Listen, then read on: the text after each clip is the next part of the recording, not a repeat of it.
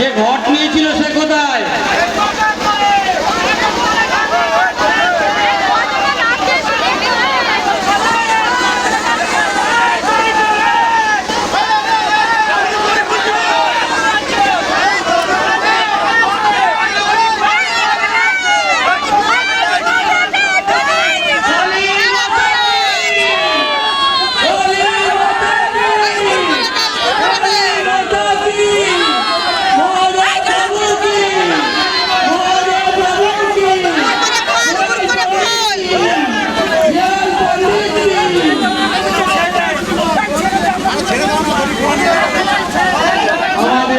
প্রতিমা নিরঞ্জন হয়ে গেছে।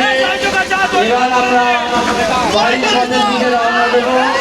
যে সমস্ত দর্শনার্থী এবং পুজো কমিটির সকল সদস্যবৃন্দ এবং মায়েদের কাছে একান্ত অনুরোধ, আপনারা আমাদের পুজো মণ্ডপে গিয়ে প্রসাদ গ্রহণ করে তবে আপনারা যাবেন।